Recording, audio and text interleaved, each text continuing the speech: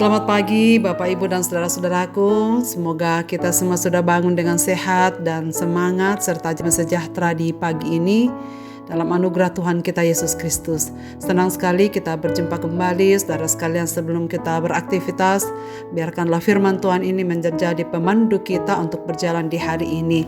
Kita di acara Renungan Pagi edisi 3 November 2022. Pagi ini bacaan kita dari 1 Samuel pasal 21 ayat 1-5 demikian. Sampailah Daud ke Nob kepada Ahimelek imam itu. Dengan gemetar Ahimelek pergi menemui Daud dan berkata kepadanya, "Mengapa engkau seorang diri dan tidak ada orang bersama-sama dengan engkau?"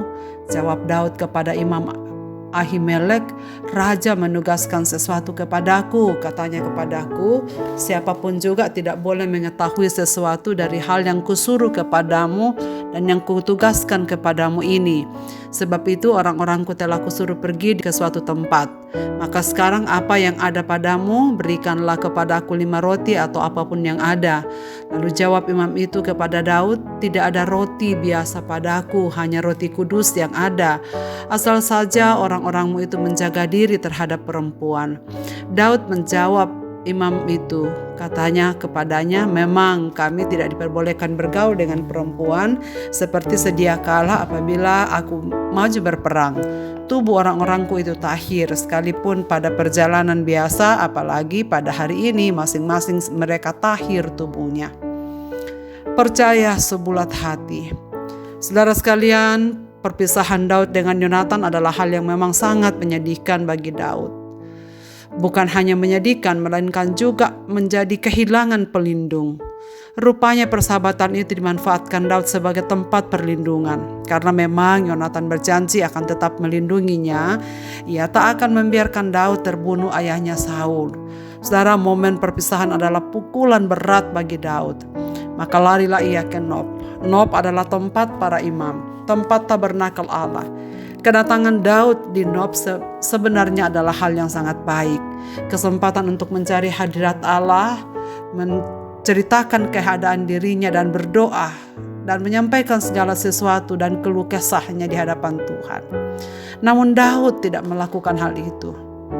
Penghiburan besar di hari yang sulit seharusnya adalah ketika seseorang itu duduk di hadapan Tuhan dan memilih menyampaikan segala sesuatunya dan kasus yang sedang dihadapi.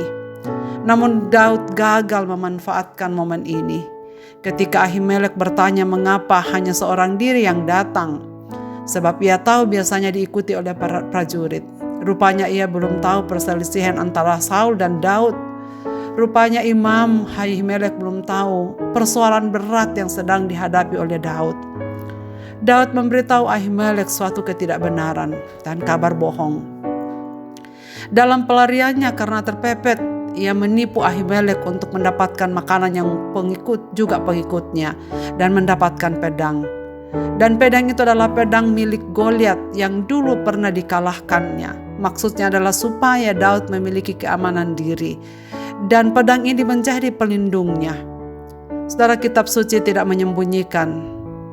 Dan kita tidak berani membenarkannya. Itu yang dilakukan buruk dan sangat buruk. Karena itu menyebabkan kematian para imam di Nob sebanyak 85 orang yang dijelaskan dalam pasal 21. Dalam ketakutan dan kecemasan Daud, ia rela melakukan hal yang sebenarnya tak boleh ia lakukan. Seharusnya Daud mengatakan yang sejujurnya bahwa Saul ingin membunuhnya dan sesungguhnya ia sedang dalam masa pelarian. Bukannya berbohong bahwa aku disuruh raja untuk datang kepadamu dan tujuan ini tak seorang pun yang boleh tahu, itu rahasia. Tapi sebenarnya tujuan Daud datang kepadanya adalah untuk meminta makanan dan pengikutnya. Saudara-saudaraku, Daud gagal di sini melakukan apa yang benar di mata Tuhan. Namun ketika anak imam Ahimelek lolos dan melarikan diri kepadanya, ia menceritakan apa yang terjadi. Daud segera mengakuinya di hadapan Tuhan dan menyesal. Dan saudara-saudaraku, kisah ini hendak memberikan pelajaran bagi kita semua bahwa kita tidak lebih dari Daud. dalam keadaan terdesak, kita pun kadang mengandalkan pikiran kita dan menyelamatkan diri kita sendiri. Bahkan bersandar pada pedang Goliat yang pernah Daud kalahkan sebagai pelindung diri. Saudara-saudaraku, ingatlah bahwa segala konsekuensi dari apa yang kita lakukan tak benar di mata Tuhan pasti akan ada. Pahit. Walaupun Daud sudah minta ampun kepada Tuhan, tetapi kematian dari Imam di Nob dan masyarakat tak terhindarkan. Semua oleh karena perbuatan yang pernah dilakukan oleh Daud. Saudara-saudaraku, dengan ini kita mengetahui bahwa pelanggaran apapun yang kita pernah buat, sekalipun kita sudah minta ampun kepada Tuhan, tetapi konsekuensi dari perbuatan itu tetap akan ada dan kita harus jalani dengan baik. Saudara-saudaraku, bersandar pada Tuhan, sepenuhnya itulah yang dikehendaki oleh Allah bagi kita. Waspadalah senantiasa bahwa keadaan terdesak bisa mengakibatkan kita menempuh jalan yang tidak dikehendaki oleh Tuhan.